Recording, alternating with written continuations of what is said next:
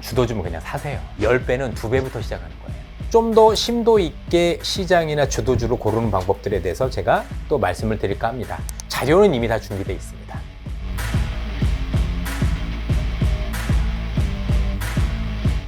오랜만에 모셨습니다. 네, 최준영 안녕하세요. 박사님. 아유, 와주셔서 고맙습니다. 아유, 별 말씀을요. 또. 저는 그 최준영 박사님의 그 신간이 나오면 그렇게 반갑습니다. 그 핑계로 모실 수가 있어가지고. 원체 이제 바쁘신데. 예, 아닙니다. 뭐. 거의 뭐 지구본을 책임지고 계시지 않습니까? 아유, 뭐 세상에 많은 일이 벌어지니까. 예. 마이스트리트는 거기 좀 끼워주십시오. 지구본이 넓으니까요. 아유, 돈 버시느라 바쁘셔가지고. 이번에는 생존을 위한 최소한의 질이. 네. 지구본 연구소 참 좋아하시는 분들은 이쪽 되게 반가워할 것 같습니다. 네, 많이들 좋아해 주셔가지고 예. 그래도 현재까지 그래도 좀 팔렸어요. 오. 예, 그래서 역시. 뭐 어떻든 참 여러분들께서 좋아해 주시는구나 싶기도 하고. 예, 그래서 어떻든 사실 책을 쓴다라는 거는 이제 쉬운 일은 아닌데 어떻든 옆에서 이제 많이 격려도 해주시고 이렇게 저렇게 또 코치도 해주시는 분들이 계셔가지고 사실 혼자서는 참 힘든 일이더라고요. 아유, 그래도 또 이제 최준영 박사님이니까 사람들이 또 믿고 듣고 믿고 보는 거죠. 생존을 위한 최소한의 질입니다. 예. 이 생존까지부터요. 세상이 하도 이상해지지 않습니까 요즘에? 예, 뭐 요즘에 겁 안 나세요? 좀 그러죠. 저는- 예상치 못한 일들. 저는 어떻게 보면 IMF 때도 겁은 별로 안 났는데 지금은 되게 겁이 많이 나요. 그러니까 우리가 지난 뭐 한 40년 동안 겪어봤던 세상하고는 전혀 다른 세상으로 갈 가능성을 배제할 수 없다. 사실 이런 느낌은 이제 9.11 때 잠깐 들었었는데 그때보다는 오히려 우리가 훨씬 더 당사자가 된 이제 그런 느낌이 들다 보니까 이게 어디로 갈까? 과연 우리가 살아오던 만큼 앞으로 그걸 기대할 수 있을까? 뭐 여러 가지 이제 걱정이 많이 드는 거죠. 뭐 물론 이 책은 이제 그런 내용이라기보다는 실제로 이제 그런 복잡 다단한 세상, 네. 인데 세상이 이제 어렵고 힘들다 보면 사람들은 이제 자꾸 파랑새를 찾습니다. 파란색. 예, 유토피아 어디 없나? 나의 모든 고민을 알아서 다 해결해주고. 괜히 이제 선진국 가서 보면 우리가 배워서 오면 뭔가 잘 될 것 뭐 같고. 그런 곳. 예. 그런데 이제 사실 저는 이제 지구본 연구소 하면서 많이 느끼는 게 그런 곳은 없다. 유토피아는 없다. 예. 다른 한편으로 보면 사람이란 존재는 하염없이 이 연약한 존재. 근데 그럼에도 불구하고 정말 즐기고 어떻게 보면 세상에 있는 생명체 중에서 가장 독한 존재. 그런 생각도 들어요. 그러니까 어떻든 사람들은 어디에서든 살아남고 또 어디에서든 또 변화를 또 꾀해 나가는 이제 그러한 상황이 있지요. 그래서 결국 뭐 우리가 이제 책에서 질이라고 썼지만 네. 질이라는 거는 여러분들께서 이제 많은 분들이 학창 시절에 네. 외워야 되는 거. 달달달달. 예. 예, 무슨 의미인지도 잘 모르고 막 외우는 세계 지리 시간. 세상에 재미없는 뭐 그런 이야기라고 했지만 사실 지리잖아요. 그러면 네. 땅이 이치예요. 그러면 그게 이제 자연스럽게 만들어진 뭐 지형이라든지 지질뿐만 아니고 그 위에서 살아가던 사람들이 만든 여러 수천 년의 역사, 그 다음에 현재를 살아가는 사람들의 어떤 또 영향, 뭐 이런 땅이 것들이 있지. 다 어우러진 거죠. 그 안에 있는. 네, 그러니까 이제 그런 것들을 좀 이해하면 어떻게 보면 이런 이제 위험한 시대에서 그래도 뭔가 중심을 잡고 좀 살아갈 수 있지 않을까? 어떻게 보면 과거에는 우리가 이것만 하면 돼. 네. 이것만 하면 우리가 행복하게 잘 살 수 있어. 뭐 이것만 하면 이것만 피하면 돼라는 것들이 되게 많았잖아요. 그러니까 국민소득 몇만 달러 달성하면 돼. 2만 달러 달성하면 정말 잘 살 줄 알았는데. 저 기억에는 3,000달러부터 그런 이야기 참 많이 들었어요. 네. 저 어린 시절부터 거슬러 올라가면 지금은 뭐 한 3만 6천 달러 뭐 정도. 3만 5천 달러인데 지금 또 뭐 대만이 우리를 앞설렀으니까. 그러니까 또 또 이제 이런 거죠. 어떻게 보면 이제 그런 잣대로 보면 되게 일관성이 있는 잣대예요. 그거는.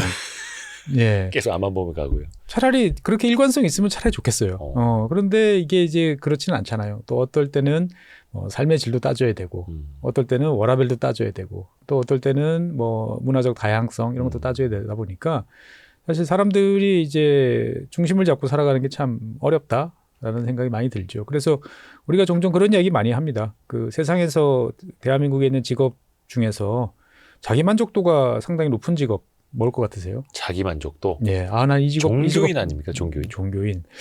국회의원. 제가 한 10년쯤 전에 들었는데 네.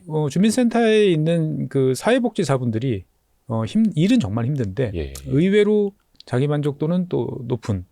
왜냐하면 너무나 어려우신 분들을 많이 겪다 보니까 상대적으로 꼬박꼬박 그래도 급여 나오고 내가 할 일이 있고 내가 누군가를 도와줄 수 있고 이만하면 나쁘지 않아. 사실은 객관적으로 보면 그렇지 않죠. 그분들이야말로 정말 악성 민원인에 시달리고, 그렇죠. 예, 박봉이시고. 박봉이시고, 끝없는 책임감에 이제 또 시달려야 되는 이제 진짜 힘든 일인데도 상대적인 거라는 거죠. 그러니까 어떻게 보면은 그래서 이 책에서는 뭐 우리보다 잘 산다고 생각하는, 우리보다 더 행복할 것 같은 나라. 네. 그 다음에 이제 과거에는 우리보다 행복했던 것 같은데 지금은 아닌 나라. 예.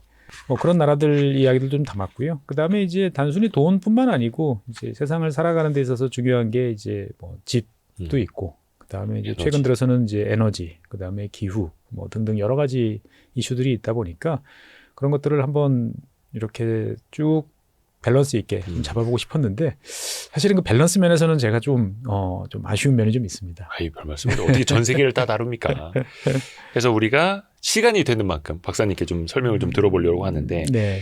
정치인들이 어떤 뭐 모델로 삼으려고 하는 네. 가서 뭔가 배우려고 하는 나라들이 보면은 네. 북유럽에 좀 많지 않습니까? 그렇죠. 북유럽은 특히 대한민국 여성분들이 아주 좋아하는 그러니까 선망의 대상? 꿈 같은 나라죠. 근데 이제 저는 그런 생각도 들어요. 과연 그 나라 사람들은 행복할까? 뭐 예를 들어 복지 천국, 예. 노동자의 천국, 뭐뭐 천국이라 불린 나라들 뭐 대표적으로 스웨덴도 있고 예. 노르웨이도 있지 않습니까? 그렇죠. 정말 그게 가능할까? 그렇게 살고 있을까? 그 나라 궁금해요. 사람들은 사실 이제 그 화면에 잠깐 보시면 아시겠습니다만 이건 이제 행복, 해피니스트, 해피스트, 가장 세상에 어느 나라 사람들이 행복하느냐. 적어도 또 순위를 둡니다. 예, 그러면은 이제 대부분 뭐 뻔한 결론입니다. 이거는 노르웨이, 덴마크, 뭐 아이슬란드, 스웨덴, 뭐 이런 거의 네덜란드까지 북유럽 북유럽 국가도 국가들이 대부분 이제 가장 행복한 나라에 올라와 있습니다. 예.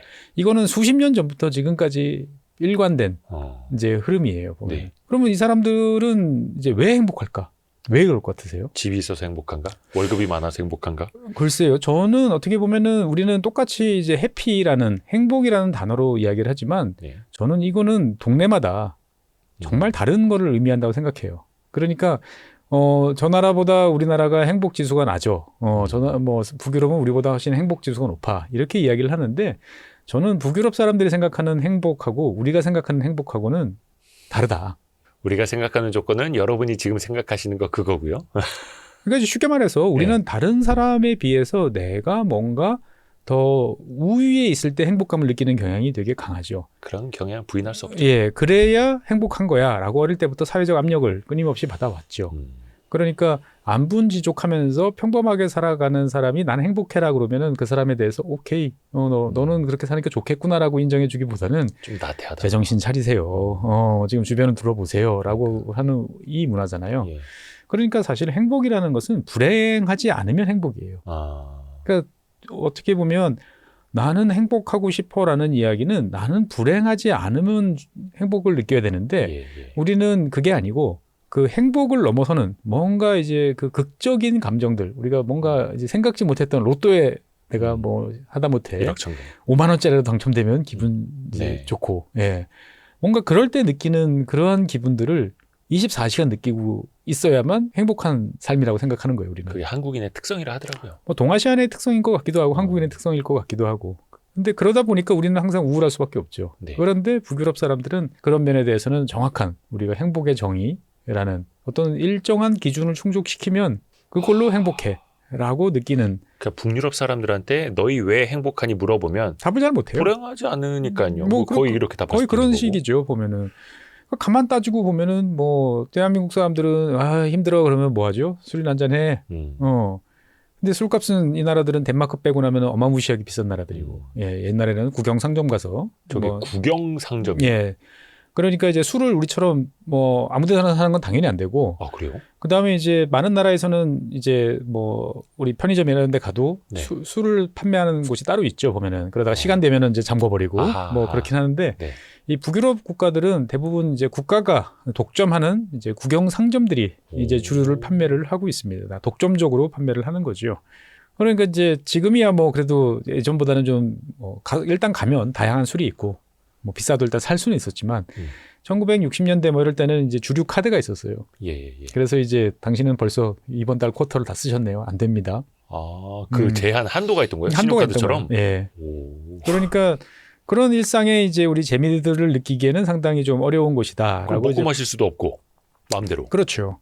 그다음에 지금 화면에 이제 보시는 것처럼 이제 뭐 세금. 돈이 많았으면 좋겠어라고 생각하지만 돈을 많이 버시는 분들 만나서 이야기를 들어보면 버는 거에 대해서는 이제 관심이 없으세요.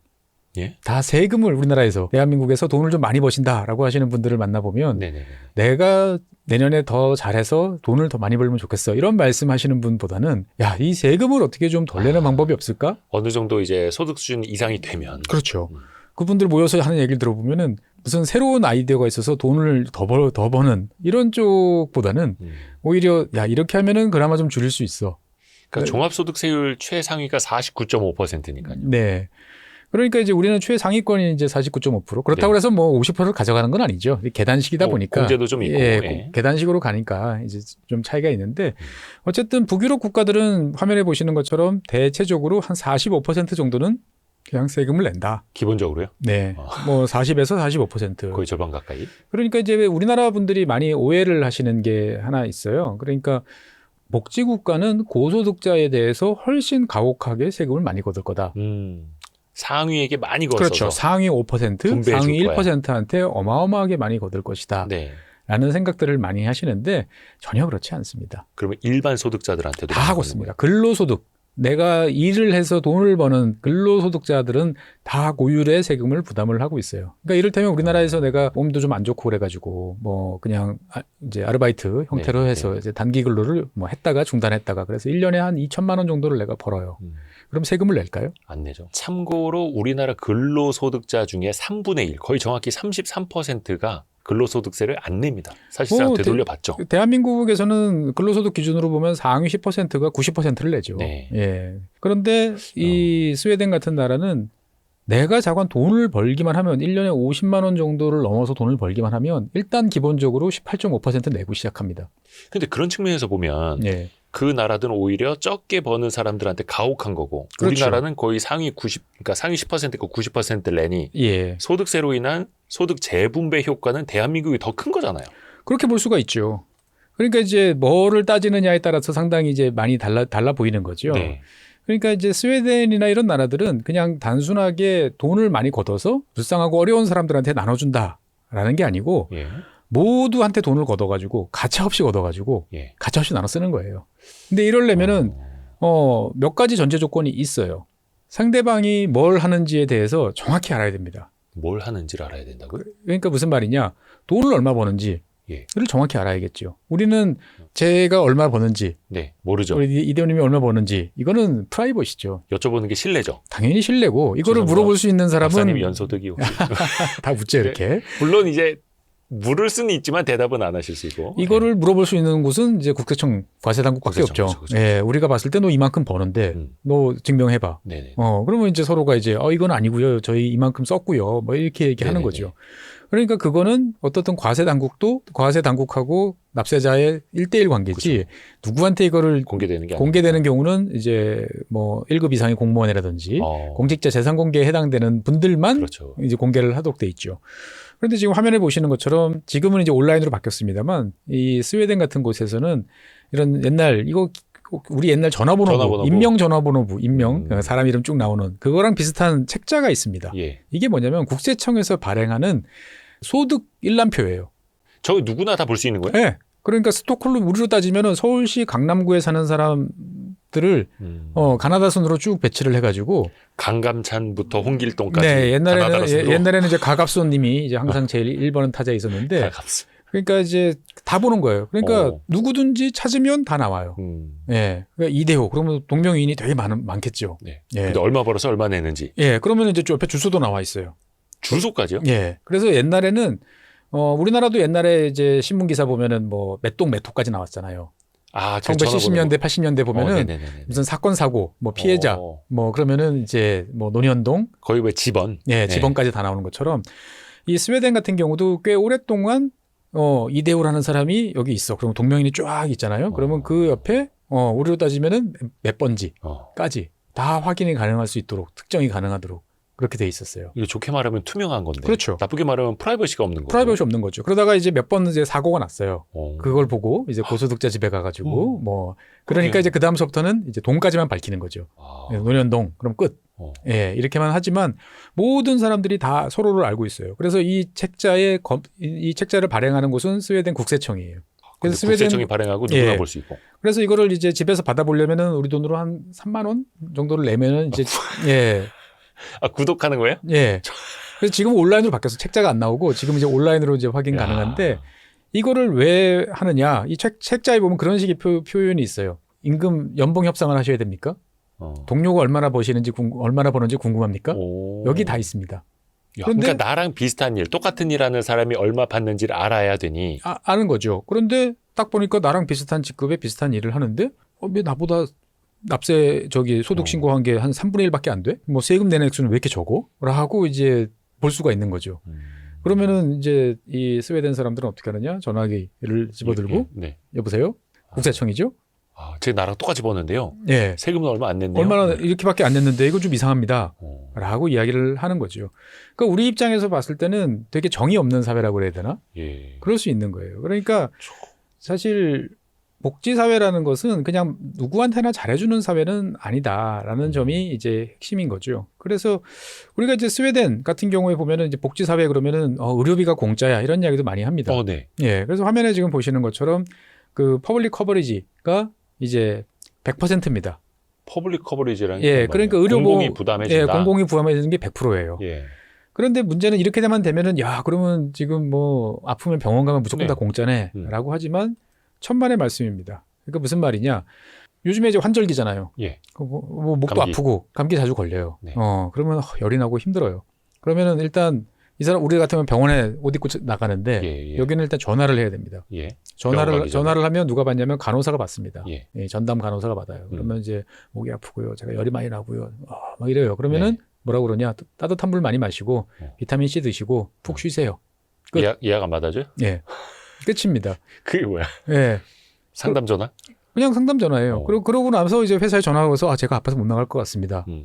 그러면 이제 그냥 그걸로 끝이에요. 네네네.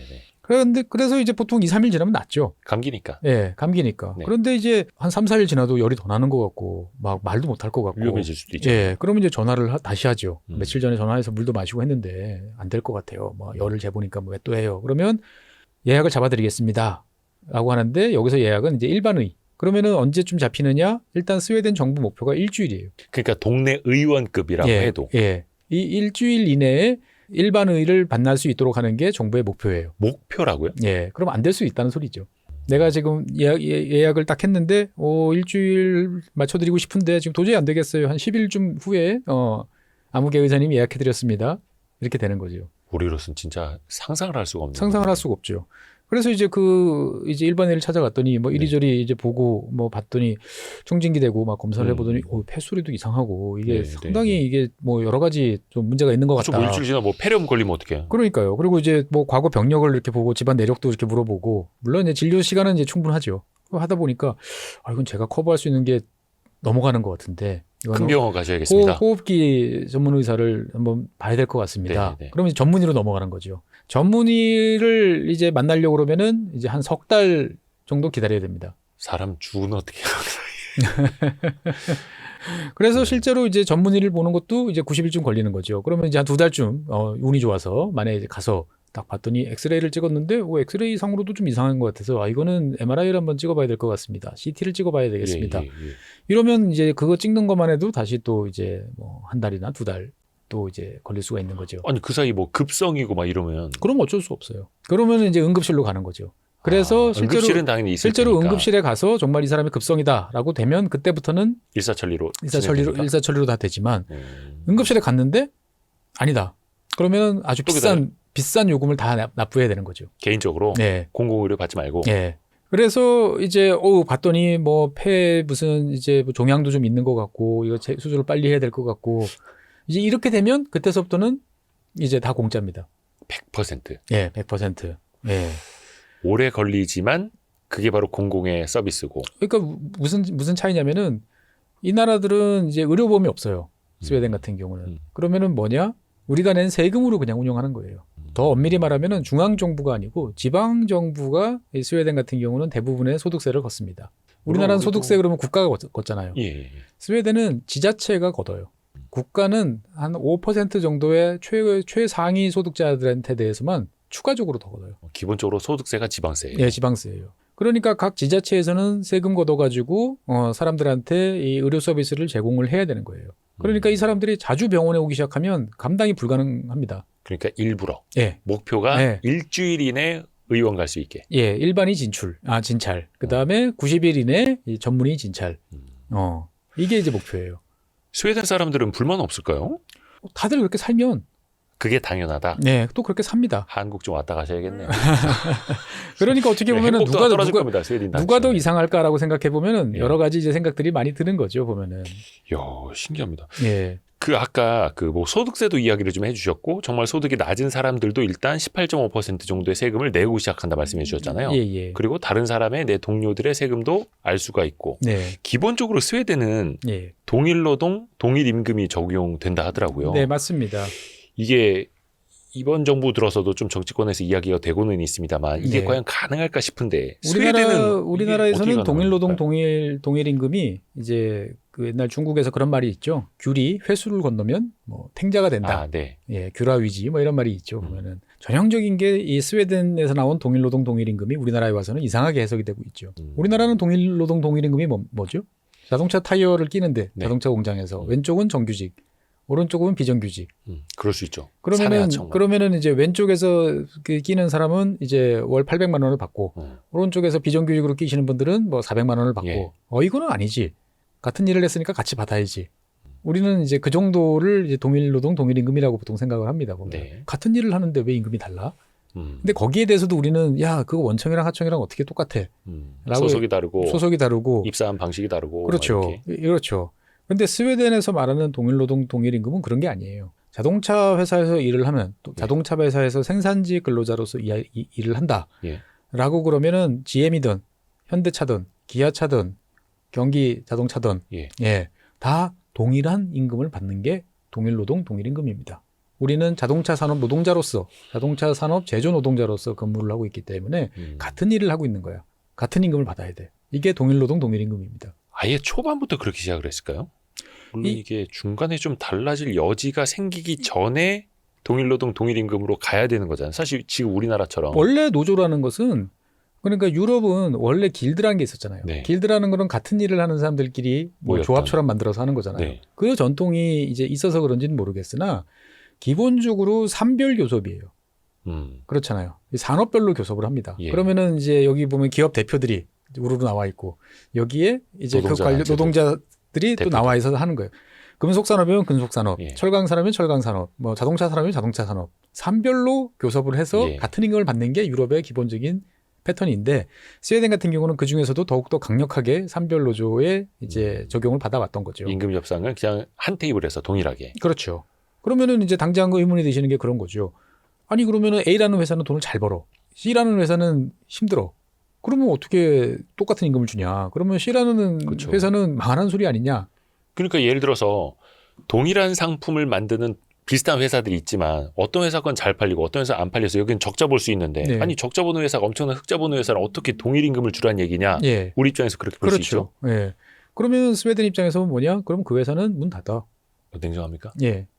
아, 그런 회사는 존속할 필요가 없다. 왜냐면은 생산성을 높여서 이 경쟁에서 이겨야지 인건비 따먹는 낮은 임금으로서 그냥 이 영위하는 겨우겨우 생존하는 이 기업은 사회적으로 퇴출되는 게 오히려 자원을 효과적으로 배분한다라는 게 기본적인 생각이에요. 그거는 경영 능력이 없는 거다. 뭐 어차피- 경영 능력이 없던 어떻든 무슨 뭐 어떤 이유였던지 간에 그런 식으로 해서 사회적으로 이 산업에서 줘야 되는 임금 수준을 못 맞추는 회사는 존재할 이유가 없다. 퇴출되면 그러면은 원래 기존에 잘 되던 회사들이 더 큰 파이를 얻어가서 아, 더 높은 임금을 지불할 수 있다라는 이제 논리인 거죠. 그러면은 이제 당장 드는 의문은 그러면 그렇게 해서 회사가 문을 닫으면 그 노동자들은 어떻게 돼? 그럴 때 쓰려고 높은 세금 내는 거 아니겠습니까? 다시 복지로. 그러면은 거기서 이제 충분한 전직 훈련, 그다음에 뭐 교육, 그다음에 넉넉한 실업 수당 이런 걸 통해서 2년 반, 3년씩 다음 스테이지로 이제 넘어갈 준비를 이제 해서 이제 다음 단계로 가는 거죠. 보면은. 근데 거기에도 이제 부작용이 있을 수밖에 없는 게 스웨덴에 그러면은 그런 중소기업들이 많이 있느냐? 사실 그거는 아니라고 알고 있거든요. 네, 맞습니다. 일부 우리가 알만한 대기업이 네. 치중이 돼서 경제를 끌어가는 구조가 돼버리잖아요. 예, 지금 화면에 보시는 지금 이제 여러 이제 기업들 모습들이 네. 쭉 있지만 로고들이 있습니다만 다 스웨덴 기업들이죠. 다 대기업이에요. 스웨덴은 예. 기본적으로 중소기업들 별로 안 좋아합니다. 어. 자영업 되게 싫어합니다. 우리와는 달라요. 그러니까 복지사회라고 그러면은 이제 자영업자들도 행복한 삶을 누리고 뭐 이렇게 생각하시기 쉽지만 네. 스웨덴은 그렇지 않습니다. 예, 자영업자들에 대해서는 상당히 이렇게 터부시하거나 아주 안 좋게 바라보는 경향들이 많아요. 세금을 빼먹는다든지 아니면은 안 좋은 노동 조건을 강요한다든지 이럴 가능성이 높다라고 보는 거죠. 아니 그럼 뭐 예를 들어서 스웨덴에 좀 스타트업이 있는 걸로 알고 있는데 벤처기업들 그런 기업들이 막 정말로 모험적으로 태동을 하고 네, 근로도 많이 이제 노동자도 이제 채용을 하고 네, 산업 생태계도 키워나가야 하는데 네, 당장은 경쟁에서 뒤처질 수밖에 없잖아요. 그렇죠. 조그마한 가구회사 어떻게 이케아랑 그 경쟁이 됩니까? 그러니까 이제 어떻게 보면 스타트업은 방금 말씀드렸던 이제 동일노동 동일임금 이거하고는 사실은 상당히 이질적인 존재예요. 예. 그러니까 과거에 우리가 전통적인 제조업이 이제 대부분을 차지하던 1960년대까지는 네. 이런 동일노동 동일임금이 강력하게 적용됐어요. 왜냐하면은 그래서 자동차 회사에서 좀 문제가 생기면은 이 사람들이 뭐 2년 동안 교육을 받아서 조선업체로 다시 간다든지 아니면 기계업체로 간다든지 뭐 이게 이제 쉽게 가능했단 말이죠. 그러니까 비슷한 노동 패턴들을 왔다 갔다 하면서 그 속에서 뭔가 움직일 수가 있었는데 문제는 이제 1980년대, 90년대, 2000년대를 거치면서 전혀 다른 뭐 서비스 산업, IT 산업 이런 것들이 이제 등장을 하면서 사실 이제 이러한 동일노동 동일임금에 대해서 이제 불만, 노동자들도 불만, 기업들도 불만 이런 것들이 생기면서 이제 상당히 많이 약해졌죠 보면은. 아 그래요. 하지만 기본적으로 이제 동일노동 동일임금이라는 원칙이 이제 강력하게 적용이 된다라고 말씀드리겠습니다. 그러니까 뭐 조선업에서 일하던 사람이 다른 뭐 중공업이나 이런 데서 갈 수는 있겠지만 네. 그런 데서 갑자기 일하시던 분들이 갑자기 IT 회사 예, 가서 하면 또 적응이 쉽지 안 않죠. 되고. 그러니까 이제 거기서 이제 스웨덴도 많은 이제 고민과 사실 어려움이 있죠. 스웨덴이라는 나라를 보면 제가 예전에 스웨덴 사람을 만났을 때 네. 그런 이야기를 좀 많이 해요. 이제 농담처럼 이제 이야기하면서 어디서 왔냐? 그래서 저 사우스 코리아에서 왔습니다. 그랬더니 네네네. 뭐 이제 좀 아는 분이죠. 막 웃자고 하는 이야기지만 유감이 많어 난. 왜요? 그러니까 뭐냐면은 스웨덴 산업이 이제 부침이 있었잖아요. 어느 나라든 A라는 산업이 올라갔다가 또 내려갔다가 그럴 수 이렇게 있죠. 어느 되는데 나라나. 스웨덴은 전통적으로 북유럽의 이제 철강과 그다음에 조선업 강국이었어요. 그 말묘의 눈물. 네. 그 말매가 스웨덴 최남단에 있는 도시 이름입니다. 그래서 이제 덴마크 코펜하겐까지 이제 외래순대교로 연결되는 그 동네인데 스웨덴이 70년대 이제 일본의 조선업으로 인해서 이제 상당히 어려움을 겪기 시작을 네. 했는데 거기에 한국까지 네. 뛰어들면서 카운터 펀치를 펀치를 날렸죠. 날린. 그러고 나서 이제 그러면 조선업이 몰락을 이제 하고 나니까 그러면은 이제 에릭슨을 비롯한 이제 이런 전자 IT 기업들. IT 기업들이 이제 뭔가를 좀 하려고 그랬는데 예. 여기서도 1990년대 후반 2000년대 거치면서 삼성이 막. 대한민국의 이제 전자 네. 업체들이 이제 대거 이제 몰려가면서 여러 가지 경쟁을 이제 하게 됐던 거죠 보면은. 그래서 유감이 많을 수밖에 없네. 스웨덴 그래서 이제 사람들이 웃자고 하는 한국에. 이야기예요. 그런데 사실은 맞는 이야기예요. 그러니까 이제 중요한 거는 이제 그러한 와중에도 어떻게든 사회를 잘 이끌고 나가면서 이제 경쟁력을 이제 유지해 왔다라는 점이 이제 있는 거죠. 그래서 사실 스웨덴이라는 나라는 되게 네. 우리 입장에서 봤을 때는 납득이 안 되는 그런 면들이 많이 있잖아요. 지금까지 그렇죠. 말씀드린 것만 해도. 네네네네. 뭐 이게 어떻게 가능했느냐. 처음부터. 예. 를 생각을 해보면 네. 사실 이제 스웨덴 같은 나라의 이제 운명을 가른 것은 네. 19세기 정도에 이제 있었던 큰 이민의 행렬이었습니다. 스웨덴 사람들은 어느 나라나 이제 스웨덴뿐만 아니고 어느 나라나 19세기에 이제 자본주의가 발달하면서 이제 정치적으로 큰 갈등을 겪습니다. 왜냐하면은 이제 좌파, 그렇죠. 우파, 생각이 다른 사람들이 있을 생각이 수 다른 있으니까. 것들이 있고 당연히 공장의 노동자들 같은 경우에 보면은 이제 좌파적 성향이 강할 수밖에 없고 농민들 같은 경우는 보수적이잖아요. 네. 예, 보통 이제 우파에 이제 기반이 됩니다. 그래서 어떤 나라들은 그냥 말로 싸우다 끝나는 나라도 있고 어떤 나라는 총칼을 들고 싸우다가 이제 내전으로 번지기도 하고. 네. 근데 스웨덴 같은 경우에는 한순간에 이 게임이 끝났어요. 한순간에. 예. 왜 그랬냐? 이 스웨덴이 19세기까지만 해도 유럽에서 가장 못 살던 나라입니다. 농사 짓기 어렵잖아요. 땅이 춥고 축축하고. 저 북유럽 쪽에. 예, 북유럽 쪽이니까 생산성 낮고. 예. 물론 땅은 넓지만 그런데 이제 도저히 힘들어서 못 살겠다라고 하는 사람들이 당시에 이제 미국으로 이민을 가게 되는 거죠. 뭐 잘 아시는 것처럼 미국에서 이제 미국에 입국하는 사람들은 이제 비자를 받아야 돼라고 하는 것은 이제 1917년인가부터 이제 그런 규정이 생겼기 때문에 네.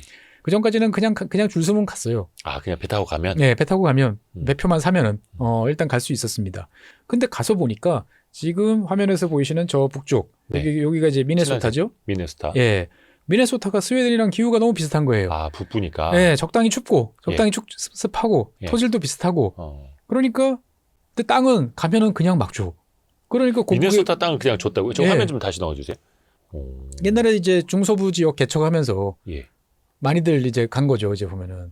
그러니까 이 서부의 거대한 땅들을 뭐 그냥 와서 농사만 지으면은 나눠준다더라. 예. 라고 하니까 다 사람들이 그 소문을 듣고 앞다투어 이제 땅 팔고 농민들이 다 미국으로 건너가게 됩니다. 그래서 지금 이 화면에 보이시는 것 같은 경우가 어떤 지도냐면은 스웨덴 사람들의 이 비중이에요. 스웨덴계 미국인. 아, 예. 스웨덴계의 비중, 저 진할수록 그쪽에 많은. 그렇습니다. 그래서 미네소타 같은 경우는 7% 이상이라고 그러죠. 7%요? 그래서 미네소타 같은 경우는 그 아메리칸 풋볼 NFL 팀이 이제 미네소타 바이킹스잖아요. 예, 바이킹스. 예, 바이킹스 보면은 어떻게 되죠? 선수들. 금발에 예. 파란 눈에 예. 덩치가 큰 이런 거 생각하잖아요. 예. 미네소타 가면 실제로 그래요. 아, 그런 분들이 많이 사람들 계세요. 그러면서 좌우에 인구가 한 뭐 500만도 안 되던 상황에서 예. 한 300만 정도 됐죠. 그 당시에.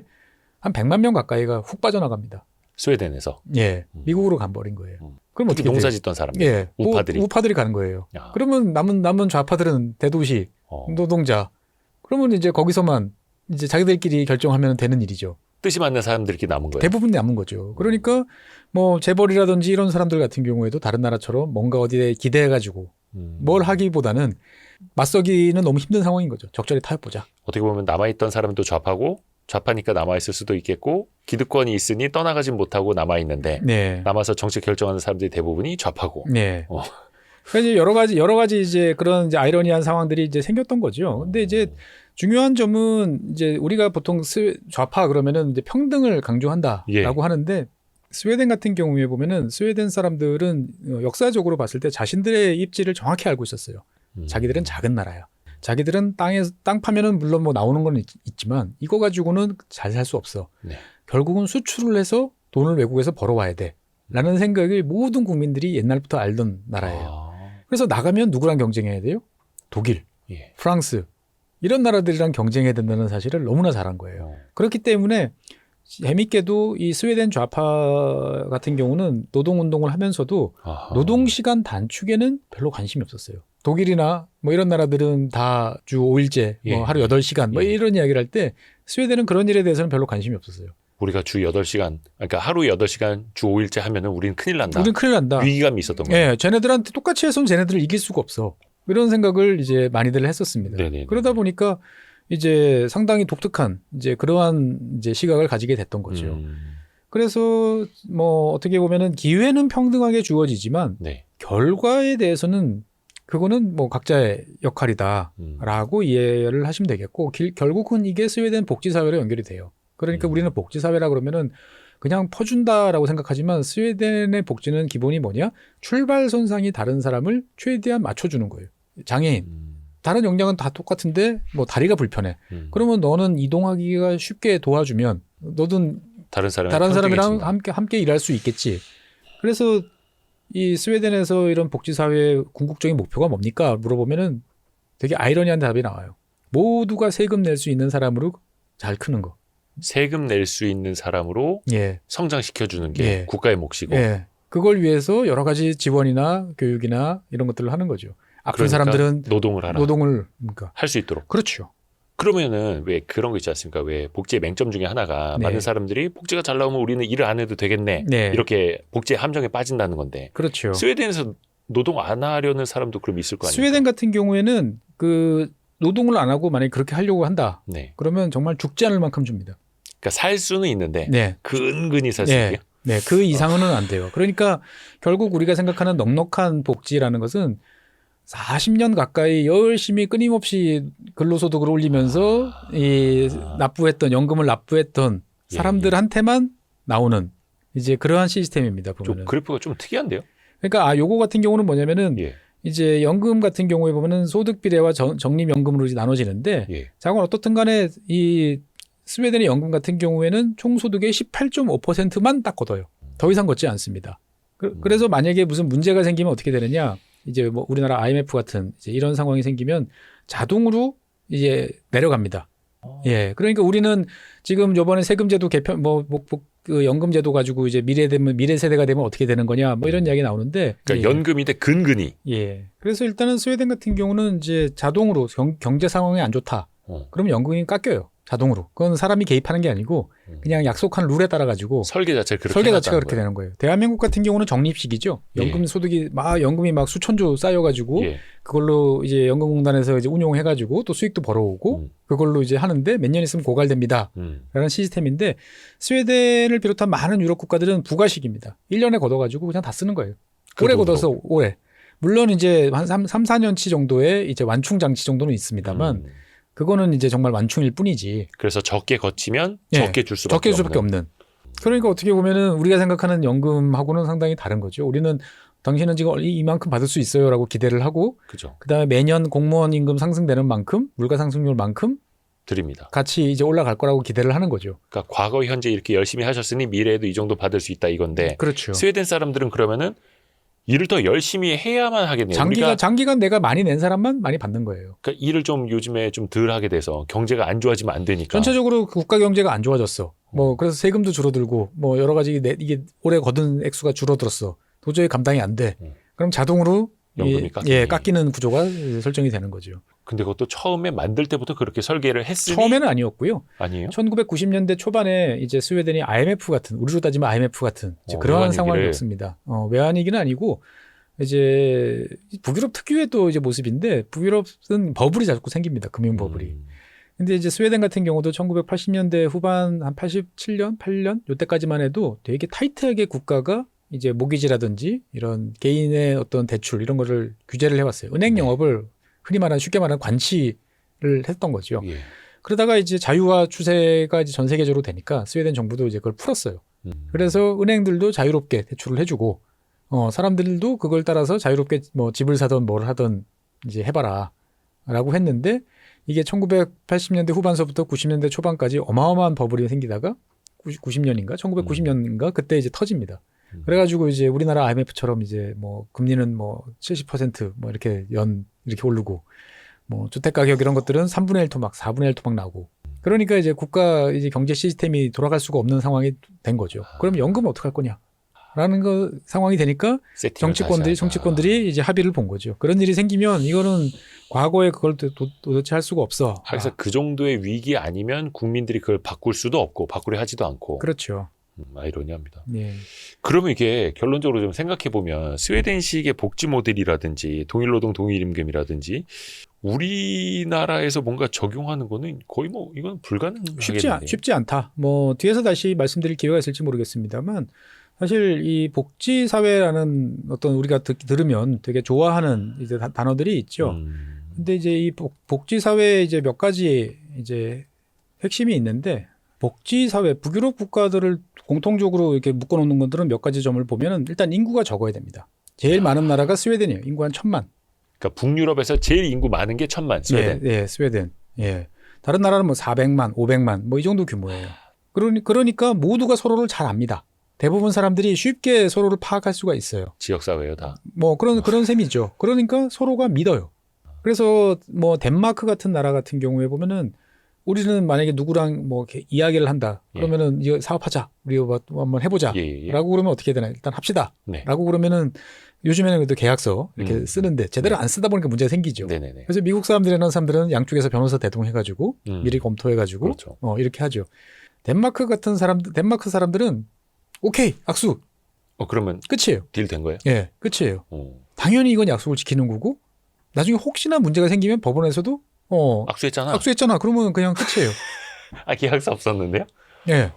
그러니까 이런 이제 고신뢰 사회라는 거예요. 서로가.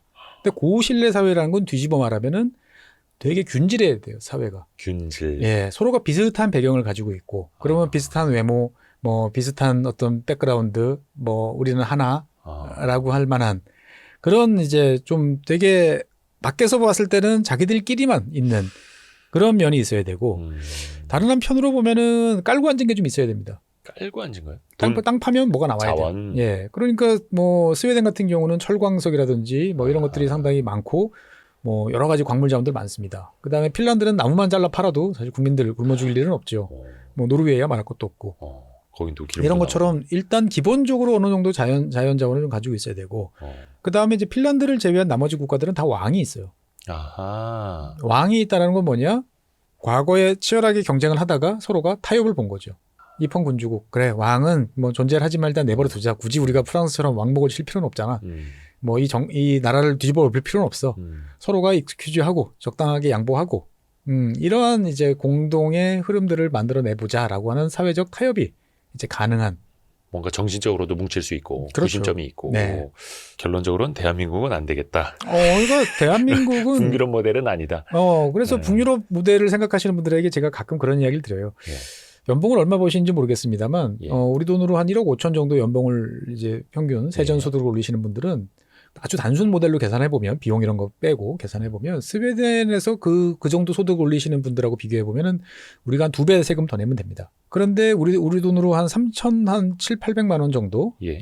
정도 버시는 분들은 한 6배 정도 세금을 더 내야 돼요. 그러니까 일각에선 저소득인 예. 분들이 북유럽식 하자 예. 막 이렇게 하는데 정작 그분들이 세금을 더 많이 내야 된다. 그렇습니다. 우리나라에서는 사실상 1,000만 원 중반대 아까 말씀하신 3,700, 800 해도 거의 소득세 안 예. 내죠. 그리고 이제 스웨덴은 일단은 상속세도 없고요. 그다음에 뭐 과거에 있던 부유세도 지금 없어졌고요. 그다음에 대주주 양도 차익에 대한 양도세도 상당히 지금 낮아진 단일세율로 적용하고 있고 어떻게 보면 자본소득을 올리는 사람들한테 대한 어드밴티지가 상당히 많습니다. 근데 거의 다 소득세로 뽑아내고. 그러니까 근로소득세는 가차없이 걷어요. 그런데 그러한 이제 재산소득, 자산소득에 대해서는 상당히 너그러워요. 그러니까 오히려 보면은 되게 역진적인 성향이 되게 강합니다. 부가가치세 25%. 그러니까 여쭤보려고 그랬거든요. 예. 부가세라는 게 일종의 소비세잖아요. 예. 25%라고 하면 네. 정말로 부자에서 돈이 많아서 요만큼 소비하는 사람한테도 25%. 네. 돈이 요만큼 있어서 요만큼을 필수 소비해야 되는 사람한테도 예. 25%잖아요. 예. 이거 되게 역진적인 거잖아요. 예. 근데 하지만 어쨌든 간에 세금을 걷어야 되는데 세금을 걷는 방법 중에 가장 편리하고 가장 효과적으로 걷을 수 있는 게 부가세니까 부가세를 대부분 나라들에서는 북유럽 국가들은 다 20% 이상을 적용하는데 차이가 있다면 우리는 모든 이제 면세냐 부가세 대상이냐에 따라서 0%냐 10%냐에 따르지만 그렇죠. 여기는 0에서부터 5%, 7%, 10%, 15%, 17.5% 되게 다양해요. 그런 특성이 있습니다. 그래서 이를테면 뭐 어린이들, 뭐 꼬꼬마들 이제 그 영유아들 써야 되는 기저귀 네. 이런 건 부가세 당연히 없어요. 그렇죠. 예. 이런 식으로 이제 일상에서 반드시 꼭 필요한 것들은 부가세가 면세든지 아주 낮게 적용되고. 그 우리나라도 마찬가지죠. 우리나라는 아예 0%든지 10% 둘 중에 하나잖아요. 예. 근데 여기는 이제 품목에 따라서 다양하게 나누고 있다라는 거죠. 그러니까 어떻든 세금을 단순히 많이 걷는다. 그런 걸로 이제 이런 북유럽 사회가 만들어진 것은 아니다 정도로 이제 말씀드리겠습니다. 보면은. 복지 천국을 닮아가자고 한다면 저소득인 분들도 세금 6배 내시면 됩니다. 이렇게. 물론 스웨덴 내부적으로도 그래서 이거에 대한 불만들 많고 이걸 어떻게 고칠 것이냐라는 이야기도 많습니다만 자산가들한테 세금을 많이 물리면 자산가들이 도망갈 것이다라는 과거의 경험 때문에 그렇죠. 스웨덴도 최근 들어서는 이제 자산가들에 대해서 세금을 막 물리는 거에 대해서는 주저하고 상당히 있고. 부담스러워합니다. 그래서 처음에 말씀해 주신 것처럼 유토피아는 없다. 예. 근데 우리가 이제 다양한 걸 그래서 공부를 하는 겁니다. 네. 참고로 생존을 위한 최소한의 질이 이 신간을 바탕으로 이야기를 하고 있는데 최준영 박사님의 신간. 네. 근데 최소한의 질의 중에서 스웨덴 얘기 하나 있는데 지금 거의 50분이 갔네요. 아이고, 큰일 났네. 어떡하죠? 오늘 콘텐츠 많이 뽑아야 되는데. 아무튼 이 책은 여러분 사서 보시면 더 좋습니다. 예. 근데 우리가 프랑스를 보면서 최근에 이제 많이들 하시는 이야기가 과연 저 프랑스가 대한민국의 미래가 되면 어쩌지? 네. 특히 프랑스가 최근에 이제 재정 위기를 좀 겪고 있지 않습니까? 네. 근데 우리나라는 아직까지는 재정이 굉장히 튼실하지만 네. 국가 부채 네. 올라가는 속도가 높다 보니까 빠르다 보니까 네. 지금 프랑스 모델 우리가 잘 공부해 놔야겠는 걸 생각들을 하신다는 거죠. 그렇죠. 그래서 이제 뭐 여러 가지 이야기가 있습니다. 사실 뭐 유럽에서 가장 세금을 많이 걷는 나라, 세율이 가장 높은 나라, 소득 대비 높은 나라가 어디냐 그러면 당연히 1등은 스웨덴이 아니고 프랑스입니다. 그 LVMH 아르노 회장마저도 도망갈 정도로. 예, 그러니까 많이 걷어요. 많이 걷는데 문제는 그거를 이제 효과적으로 잘 쓰고 있느냐, 라는 문제. 그 다음에 이제 사회 변동에 따라서 그것들이 효과적으로 배분되느냐에 대한 여러 가지 이슈들이 있어요. 근데 중요한 점은 뭐냐? 한 사회를 움직이는 거는 그 사람들의 판단이에요. 예. 그 국민들의 사회적 판단이에요. 합의죠. 예. 그 사회에서 합의가 된 사항을 다른 나라에서 뭐 손가락질은 할 수 있으나 그거는 그 사람들이 어떻게든 합의를 봤기 때문에 가는 문제예요. 만약에 자기들이 이러면 안 돼라고 그러면 가라 없겠죠. 프랑스 같은 나라도 이제 왕목도 친 나라인데 뭐 세상에 못할 게 뭐 있겠습니까 보면은. 예. 그런데 어떻든 이 프랑스 같은 나라들은 이제 기본적으로 이제 그러한 어떤 연금이라든지 이런 것들이 나의 미래를 보장해 줄 것이다. LVMH가 나왔습니다. 예. 그러니까 이제 최근에 프랑스가 이제 원래 이제 한 나라가 돈을 빌릴 때 예. 국가가 제일 싸게 빌리죠.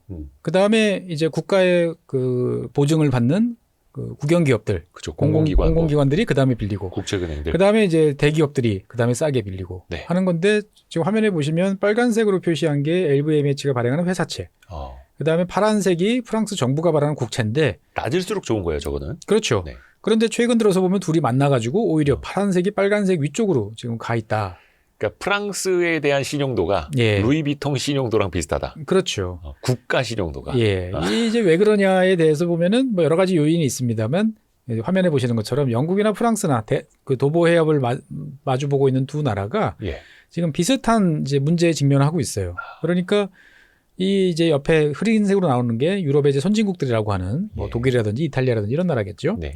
최근 들어서 영국과 프랑스가 만 65세 이상에 대해서 지출, 주로 연금이겠죠. 연금과 이제 의료 비용이겠죠. 저는 어쩔 수 없이 좀 고령화가 빠르게 되면 지출하는데 다른 나라보다 훨씬 높다라는 게 문제점인 거죠. 더 빠르게. 지금 보시면은 뭐 원래부터 좀 높았지만 2005년, 2010년을 전후해서부터 더. 갑자기 높아지고 영국 같은 경우는 좀 낮아지는 것 같다가 2020년을 지난 이후부터 갑자기 높아지고 있다라는 게 이제 국가를 좀 힘들게 하는 거 아니냐라는 거죠. 그래서 표로 한번 정리를 해보면 공공부채가 2007년과 2024년, 17년 사이에 얼마나 늘어났나를 보면 프랑스 같은 경우는 2007년에는 매우 건전했습니다. 65%밖에 안 됐어요. GDP 대비 공공부채가 65%. 네. 근데 지금은 113%예요.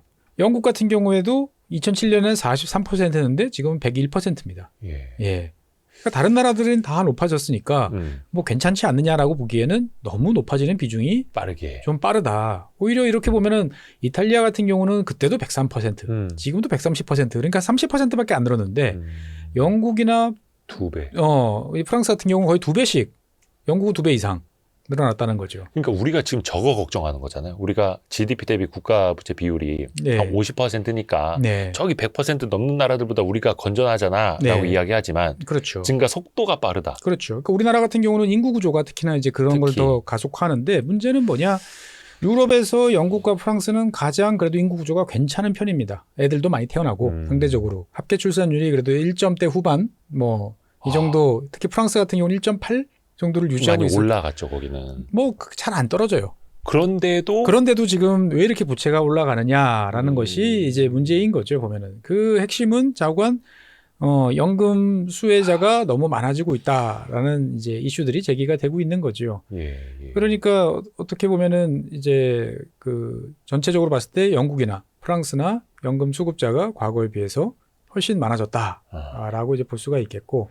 저거는 우리가 어찌됐든 간에 좀 우려가 되는 우려가 되는 문제인데 입니다. 우리는 아마 저렇게 절대 안 되는 게 이게 이제 최근에 유명한 이제 그 그래프죠. 보면은 그 연금을 받는 예. 만 65세 이상의 사람들이 그러면 얼마를 받는 게 과연 적당할 것인가 연금으로. 풍족한 연금을 받으면 좋겠습니다만 상식적으로 봤을 때 매일매일 열심히 일하시는 경제활동 인구보다는 적게 받는 게 맞지 않겠는가라고 생각이 드는 거죠. 그런 면에서 봤을 때 보면 스웨덴 같은 경우 복지사회라고 하는 스웨덴, 네덜란드, 덴마크 같은 경우가 보통은 그 경제활동 그 노동자 임금의 한 75% 정도를 받아요. 그러니까 소득 대체율이라고도 그렇죠. 하는. 예. 그러니까 우리가 열심히 일하는 사람들에 대비해서 한 75% 정도. 뭐 그 저것도 이제 은퇴한 이유니까. 그렇죠. 이 정도면 정말 행복한. 그렇죠. 예, 바랄 게 없죠. 네. 독일 같은 경우는 85%에 육박합니다. 보면은. 예. 그다음에 석유가 펑펑 나는 노르웨이 같은 경우가 85%좀 넘어가고. 미국 사람들 같은 경우에 보면은 이제 주식이 많이 올라가지고 401k. 예, 넉넉하게 좀 받습니다. 예. 근데 프랑스는 100을 넘어가요. 예? 지금 열심히 경제 활동을 하는 사람보다 은퇴한 사람들이 준다고요? 더 소득이 더 많아요.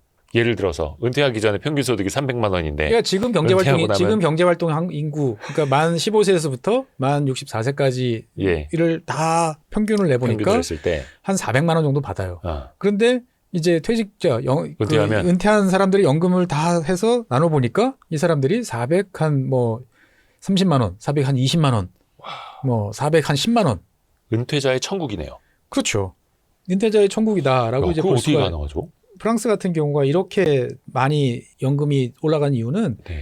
삼중 이제 그리드락, 삼중 자물쇠를 채워놔서 그래요. 그게 무슨 말이냐면은 이제 우리가 대한민국 같은 경우에 보면은 뭐 공무원 연금을 기준으로 보면은 공무원 현재 일하고 있는 공무원들의 임금이 인상되는 만큼 공무원 연금이 올라갑니다. 예. 공무원 뭐 이제 연봉 인상이 이제 1.5%다. 네. 그러면은 그 공무원 연금도 1.5% 올라요. 딱 네. 그렇게 같이 오르게 돼 있어요. 아하, 규정이에요. 아하. 근데 프랑스 같은 경우는 연금을 이제 올려야 되잖아요. 물가 상승하니까. 예. 그럼 어떻게 되냐면 요 세 개를 놓고 봅니다. 예. 물가 상승률, 임금 상승률 2.5%. 네. 이 중에서 가장 높은 곳을 따라가요. 아, 중간도 아니고 네. 제일 높은 걸로. 네. 그러니까 요즘에는 인플레이션이 높잖아요. 네. 그래서 막 한때 막 7%씩. 그러면 연금이 7%씩 오르는 겁니다. 그 다음에 이제 그래가지고 이제 노동자들이 이제 못 살겠다 그래가지고 이제 그 쟁의를 해가지고 예. 이제 물가 상승률은 이제 한 4%로 낮아졌는데 뒤늦게 이제 임금이 오르잖아요. 그래서 네네. 임금 상승률이 전체적으로 한 8%가 됐어. 아하. 그러면 이번엔 또 임금 상승률 따라서 8%로 또 연금이 올라갑니다. 사실 임금 상승률이 물가 상승률에 좀 후행하니까. 후행하니까. 예. 그러다가 이제 결국은 뭐 경기도 안 좋고 그래가지고 다 이제 물가 상승률도 0%. 그다음에 임금 상승률도 0%. 안정됐다 쳐도. 안정돼. 그러면은 2.5%. 연금 천국이네요. 그렇습니다. 그러다 보니까 이제 그 프랑스 같은 경우에 보면은 전체 공공 지출의 25%가 이제 연금으로 나가는. 그러니까 프랑스의 연금으로 나가는 액수가 교육 예산, 국방 예산, 안보 예산, 교통 예산, R&D를 다 합한 것보다 더 많아요.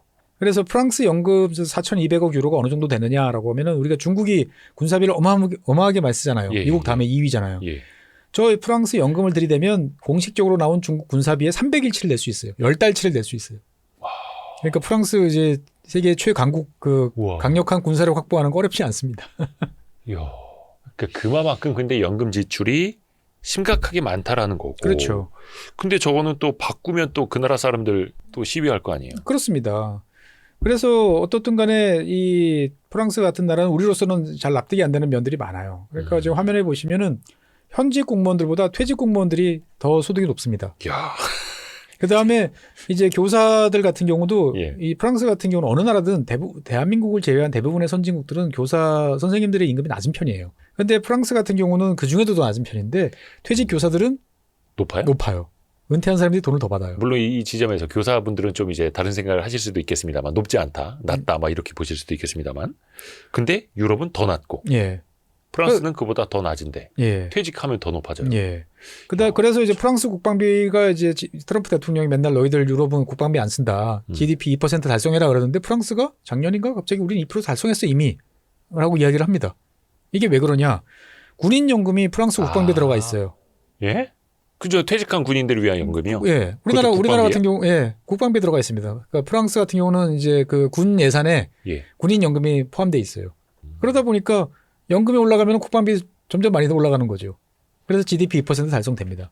물론 이제 퇴역 군인들도 뭐 유사시에는 총 들고 나가서 싸울 수는 있겠으나, 야 희한합니다. 그래서 어떻게 보면은 매년 이제 사회가 성장하고 경제가 성장하면은 이제 돈이 쌓이죠. 그럼 누군가는 이제 쓰고 누군가는 저축을 합니다. 그런데 저축 증가분의 3분의 2가 연금 수급자 목이에요. 그래서 70%, 만 70세 이상을 대상으로 조사를 해보니까 저축률이 25%예요. 원래 노인들은 쓸 게 별로 없잖아요. 예. 그러니까 연금은 넉넉하게 남아. 그러니까 25% 정도의 저축률을 유지한다. 그러니까 그게 소비로도 활발하게 돌지 못하는 돈이 돼버리고. 그렇죠. 그러니까 이제 어떻게 보면은 이거를 대기 위해서 지금 이제 GDP 대비 부채 비율이 이런 예. 식으로 막 튀는 거죠. 유로존하고 비슷하게 갔어요. 평균적으로 비슷하게 가다가 2015년 이후부터 막 튀는 이러한 모습들을 이제 보이고 있다라고 이제 볼 수가 있겠습니다. 그래서 얼마 전에 그 프랑스 전 총리가 네. 연금 개혁하려고 했던 게 저런 이유네요. 그렇습니다. 뭐 연금 개혁도 있고요. 뭐 실제로 여러 가지가 있었죠. 뭐 퇴임하게 된 결정적인 이유는 이제 연금 플러스 그 다음에 이제 그 공휴일을 좀 줄이자. 한 이틀 정도 줄여보자. 라는 거에 대해서 조금 더 일을 하자. 그렇죠. 예. 그러니까 그 프랑스의 공공기관들 같은 경우에 보면 대표적으로 우리나라 따지면 이제 한수원 같은 이제 예. 원자력 관련 기관 같은 경우 보면 1년에 유급 휴가가 60일인가 그럴 겁니다 보면은. 유급 휴가. 예. 휴일 공휴일이 아니라 예, 유급 휴가가 60일인가 그래요. 뭐 연차 쓰고 뭐 한 20일 뭐 이런 거 아니고요. 예. 그냥 60일입니다. 60일. 그러니까 이제 그러면 원래 한 달에 실근하는 게 보통 22일 정도 되잖아요. 예. 그러면은 이제 60일로 나누면 석 달을 놀 수 있는 거예요. 망고 땡이네요. 그렇죠. 뭐 그렇다고 모든 프랑스 국민들이 그렇지는 않아요. 그러니까 그거는 정말 어떻게 보면은 뭐 이제 일부 좋은 직종에 계신 분들만 네. 그러한 이제 혜택을 이제 받고 있죠. 사실 평범한 프랑스 국민들은 많이 어려운데 재미있는 점은 뭐냐면은 그러면 연금을 좀 깎아서 이 네. 젊은 세대들도 좀 이렇게 해주고 뭐 이렇게 해보자라고 하는 데 대해서 프랑스 국민들은 다 싫어합니다. 그게 자기 미래. 나도 저렇게 받을 수 있고 그렇게 받아야 된다라고 생각하는 경향이 되게 강해요. 그러니까 얼마 전에 연금 개혁하자라든지 아니면 네. 재정 지출을 좀 줄이자라든지 휴일을 좀 줄이자라든지 이거 했다가 지금 프랑스에서 막 시위 나고 특히 네. 거기는 한번 이제 시위하면 일단은 자동차부터 불 붙이고 시작하지 뭐 않습니까? 격렬한 나라죠. 예. 그러면은 이게 저는 이제 상식적으로 그럼 젊은 사람들이 당장 우리가 내는 돈도 많고 힘드니까 재정 지출도 줄이고 연금도 개혁합시다라고 할 줄 알았는데 예. 전혀 동의를 안 해주는 거예요. 예. 답이 없네요. 답이 없죠. 현재로서는. 당장 거기 또 시위하고 막 불 끌어다니기 바쁘고 막. 그러니까 뭐 어떻든 프랑스란 나라는 또 프랑스 나름대로의 질서로 자기들끼리 그렇게 가자라고 합의를 본 상황이고, 예. 그들의 질서라는 게 결국엔 총리를 바꾸는 거고. 그러니까 이제 다음번 대통령 선거가 이제 마크롱 대통령 이제 얼마 안 남았죠, 얼마 안 이제. 남았죠. 예. 그러면 이제 그때 어떤 대통령이 어떤 공약을 내세워서 가는지를 따라서 보는 거고, 마크롱 대통령 같은 경우도 사실은 코로나가 없었으면 자기가 원하는 것을 좀 했을 거예요. 근데 사실 저 공공부채가 저렇게 튄 거는 연금뿐만 아니고 이제 2020년 이제 코로나 때 그때 이제 재정을 태워가지고 뭔가를 이제 해보려고 했는데 경기도 부양해야 했고. 프랑스 같은 경우는 재정을 다른 나라보다 더 많이 더 오래 태웠어요. 이제 그런 면들도 좀 있는 거죠. 물론 이제 뭐 러시아 우크라이나 전쟁 이후에 유럽 지역 뭐 에너지 비용 올라가고 에너지 뭐 비용도 이런 것도 있고 그것도 이제 큰 영향을 복합적으로. 미쳤습니다. 그러면 어찌됐든 간에 프랑스 입장에서는 이 재정 위기를 벗어나야 하는 건데 과거에 뭐 한 2011년부터 남유럽 재정 위기 뭐 피그스 국가들 엄청났지 않습니까? 그러면 프랑스도 지금부터 뭔가를 마른 수건이라도 쥐어 짜야 되는데 예를 들어서 최근에 뭐 그리스 같은 나라는 되게 우등생이 됐다면서요. 네. 옛날에 정말로 재정 위기 네, 스페인 엄청나 뭐 이제 다 안 좋은 좋잖- 사례였는데 예. 지금 다 이제 개선이 되고 있고 예. 프랑스도 그 길을 분명히 봤을 텐데요. 예. 결국은 이제 겪으면 달라져요. 극단까지 가봐야 네. 정말로 저 나라 구제금융 받는 IMF 문턱까지 가봐야 그러니까 이제 영국, 프랑스가 이제 갈 것이냐 말 것이냐 뭐 이런 얘기 기사들이 많이 나오죠. 나오지만 사실은 이제 당장 그런 상황은 아니에요. 어. 그러니까 이제 정치적으로 봤을 때 이제 그 집권 여당을 공격하는 이제 비판하는 쪽에서는 그런 이야기를 이제 할 수는 있습니다만 현재 뭐 프랑스 국채나 뭐 그렇다고 해서 영국 국채가 막 튀는 뭐 정말 이제 그런 일들은 또 안 벌어지고 또 자기들 나름대로는 수습할 어떤 여러 가지 이제 방책들을 또 세우고 있는 거죠. 일단은 외국인들이 프랑스의 국채를 아직까지는 사주고 있으니 그러니까 이제 우리 입장에서 봤을 때는 억울하죠. 우리는 개미처럼 막 열심히 일하는데 뭐 환율은 막 점점 막 그렇죠. 이제 1,400원이 이제 뉴노멀이 된 것 같고 쟤네들은 뭐 왜 재정 적자가 저렇게 심한데도 보면은 네. 안정적으로 하고 있고 그건 결국 이제 역사적인 어떤 그 축척의 이제 결과인 거죠 보면은. 그게 뭐 유로존 안에 있어서 그런 걸지 뭐 어찌됐든 간에 물론 이제 프랑스는 그 차이는 있습니다. 프랑스는 유로존 안에 있으니까 예. 상대적으로 좀 더 안전하고 영국 같은 경우는 이제 위기감이 좀 있긴 있어요. 야 거긴 예, 자기들끼리만 예. 하지만 어쨌든 뭐 파운드와도 뭐 일본 엔화처럼 이제 준 기축 통화 이제 역할을 해주죠. 이제 보면은 위험하다라고 이야기는 하지만 그러니까 프랑스라는 나라를 우리가 조금 잘 모를 수도 있겠습니다만 어찌됐든 아직까지는 G7 국가고 네. 아니 뭐 유로존 제2의 유럽에서 경제 유럽 대국이고. 전체에서 두 개밖에 없는 이제 핵무기 보유국이고 예. 사실 따지고 보면은 프랑스가 못 만드는 건 없잖아요. 다 비싸서 그렇지. 고속 열차도 만들지.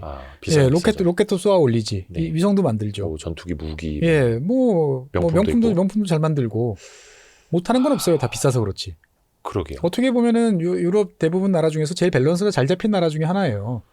포트폴리오는 좋은데 예, 근데 그 경직되어 있는 노동시장 뭔가 개혁을 받아들이지 못하는 그러니까 이제 정부의 개혁을 받아들이지 못하는 시민들 그러게 근데 이게 과연 지속 가능할까? 지속 가능하지 않다라는 게 현재까지의 그거는 결론 이제 아닙니까? 지속 가능하지 하지 않다는 결국 결론적으로 봐지는 거고 일본은 숫자로 보면 이미 망해도 여러 번 망했어야죠.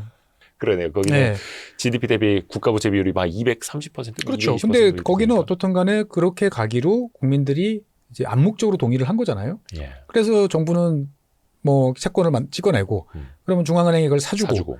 그래서 중앙은행이 보유하고 있는 ETF 다 합하면은 뭐 그 일본 증시의 뭐 전체 뭐 거의 절반 가까이 뭐 되는. 그래서 희한한. 그 결과는 뭐냐? 어떻든 간에 그 세월을 30년 동안 버티면서 일본은 살아남았잖아요. 예. 살아남았고 기존의 사회 시스템을 유지했어요. 차이가 있다면 더 이상 일본 사람들은 부자가 아닙니다. 일본 사람들은 되게 가난해졌고, 상대적으로. 예, 임금도 되게 저렴해졌고, 대한민국 임금이 더 높아요. 근데 어쨌든 기존의 사회 시스템을 유지하는 데는 성공을 했어요. 예. 그 어마무시한 희생을 치렀지만 일본을 제외한 어느 나라도 할 수 없었던 희생을 치른 거죠. 30년 동안. 30년 동안. 만신창이가 돼서 터널을 빠져나왔는데 터널에 들어갈 때는 세계 경제 규모 2위였어요. 30년이 지나고 나서 두들겨 맞고 나왔는데 세계 3위에서 4위예요. 그러니까 어마무시했던 나라라는 거죠. 이제 독일에도 밀리고. 예. 그러니까 프랑스가 어떻게 보면은 그러한 이제 길을 비슷하게 갔을 때 일본처럼 그렇게 갈 것인지 아니면 혁명의 나라답게 야 이건 아니야 다 때려 부숴 라고 하면서 또 새로운 룰을 만들지 이거는 이제 알 수 없는 거죠. 극단까지 가봐야. 그렇죠. 그러니까 이거는 결국 그거네요.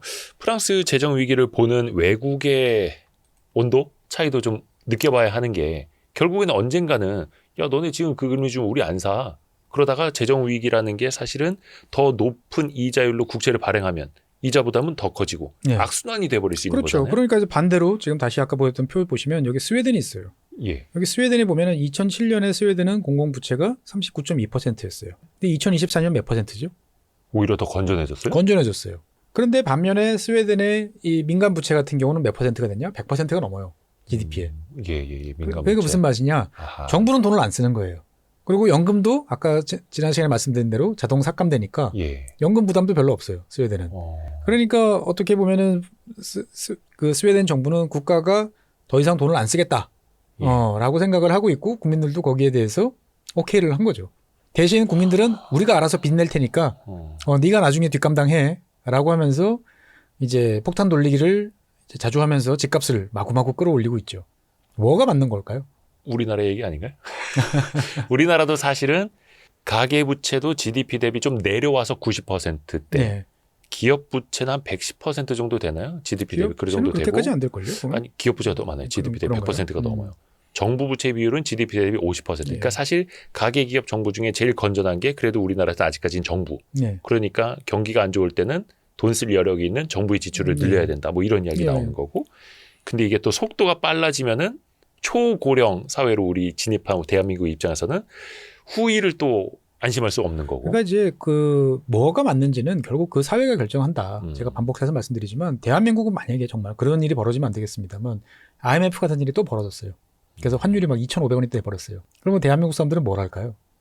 끔찍한. 예. 예. 어떻게 해야 될까? 어쨌든 뭐라도 자관 뭐 공장 라인에 내 자리 없나? 뭐 단순 뭐 라인에 서가지고 뭐 할 자리가 없을까라고 생각해 보면서 거기 가서 또 뭔가를 해보려고 노력할 겁니다. 보면은 어떻든 간에 몸을 다시 움직여서 금을 모으던가. 근로소득을 통해 가지고 뭘 해보겠다라고 할 거예요. 예. 그건 대한민국의 그냥 암묵적 룰이에요. DNA이고. 예. 프랑스 사람들은 그렇지 않고 스웨덴 사람들 다르고 미국 사람들 다르는 거예요. 미국은 그 많은 일자리가 있습니다만 아침에 출근 안 해요. 제조업 안 해요. 재미없다는 거예요. 돈 좀 모아지면은 출근 안 하고. 예.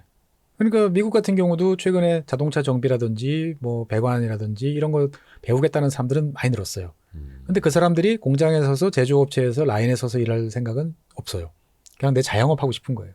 그러니까 각 사회마다 이 책에서 이제 말씀드리는 이제 주제는 각 사회가 각 국가가 결정하는 거예요. 그러니까 우리는 그걸 보고 아 저건 선 넘었네 라고 해서 아 저러면 안 되겠다 생각할 수도 있는 거고 아니면 그걸 있는 그대로 바라보면서 그럼 과연 우리는 저 나라들을 아 저렇게 문제 있어 라고 이야기할 자격이 있나?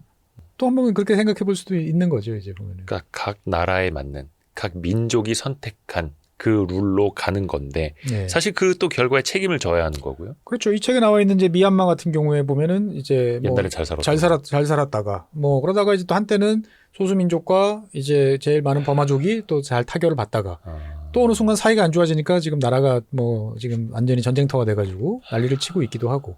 그러니까 결국은 사람의 마음이라는 거는 우리가 뭐 파스칼이 그렇게 이야기했나요? 뭐 갈대. 갈대와 같다. 갈대와 같다 한 것처럼 계속 바뀝니다. 어제까지의 진리가 오늘 진리가 아닌 경우도 있고 100년 전에 끝났다고 생각한 게 다시 100년 만에 등장하고 있는 모습을 우리는 미국에서 많이 보잖아요. 네. 미국이란 나라가 룰과 제도와 법에 의해서 돌아가는 나라지 네. 특정 사람이 등장했다고 그래가지고 그 사회를 바꾸킨다? 말이 안 되지. 다들 생각했잖아요. 예. 근데 지금 8달 만에 어떻게 됐어요? 전혀 공직을 갖지 않은 사람이 사망했는데 조기를 걸어. 그러니까 조기 걸고 부통령이 가가지고 거기 팟캐스트 진행하고 있고 그러니까 저는 정부가 발행하는 그 비자 관련한 문서에 대통령 얼굴이 용안이 딱 박혀 있고 이게 이제 우리가 생각했던 미국은 아니잖아요. 그러니까 그런 것처럼 한 국가는 영원한 모습이라는 게 과연 있을까? 변하는 거죠. 이제 그 변하는 속에서 누군가는 기회를 찾고 누군가는 또 손해를 보고 하는 거죠. 대한민국은 지난 어떻게 보면 국가 이제 1945년 이후에 딱 지금 80년이잖아요. 80년 동안에 좋은 선택들을 많이 해왔어요. 결정적인 순간대마다. 그러면서 여기까지 이제 기회를 잘 잡아온 거죠. 사실 생각해 보세요. 1980년대 초반에 대한민국이 세계 4위였어요. 몇 년대? 1980년대 초반에 83년 4년 이럴 때 네네네. 뭐가 4위였냐? 외채 4위였어요. 외채. 1위 멕시코, 2위 브라질, 3위 아르헨티나, 4위 대한민국. 그래서 내 나라가 한번 저 효창운동장에서 청소년 축구를 한번 했더니 사실 외채 4개국 축구대회냐 뭐 이런 말이 나올 정도로. 저 빚 많은 나라들. 예, 빚 많은 나라들. 그런데 어떻게 됐어요, 우리? 지금 이렇게 바뀌었잖아요. 예. 근데 나머지 세 나라는 저 뒤에 아직도 있고. 아직도 있거나 뭐 여러 가지로 또 다른 또 생각들을 하고 있는 거죠. 그러니까 그런 것처럼 우리가 지금까지 잘해왔다고 그래서 앞으로 잘 될 것이다 라는 생각을 할 필요도 없고 그렇다고 우리보다 지금 좀 못나 보이는 나라들이 앞으로도 계속 못날 것이다 라고 생각할 필요도 없고 결국 국민들 선택이 그렇죠.